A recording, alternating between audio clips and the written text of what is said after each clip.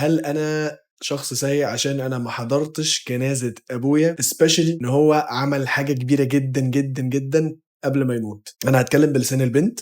هي بتقول انا عندي 28 سنة وكان عندي علاقة سيئة جدا جدا مع ابويا. هو سابني انا وانا صغيرة، سابني انا ومامتي، مشي راح اتجوز حد تاني، عمل عيلة تانية، وبطل يكلمني فترة طويلة جدا لحد ما كبرت، لحد ما بقى عندي 18 سنة. حاول يعمل شوية مكالمات ويوصل لي.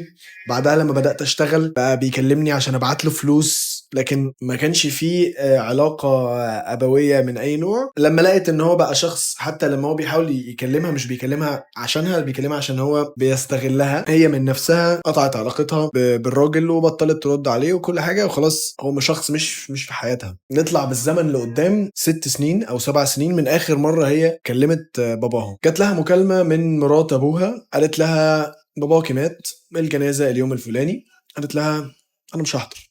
الجنازة حصلت، هي ما راحتش. لقيت المحامي بتاعي بيكلمني بعدها بأسبوع إمم. بيقول لها أبوكي كتب كل أملاكه باسمك، البيت، أوف! كل الفلوس اللي كان محوشها، عربيته، البيزنس بتاعه، كل حاجة حرفيا.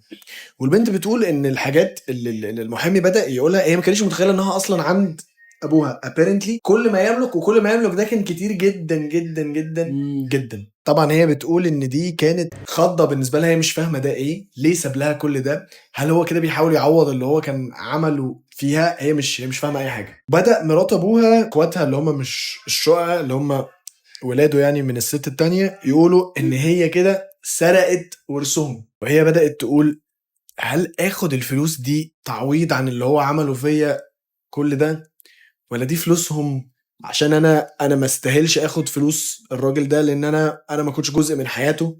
انا مش عارفه اعمل ايه.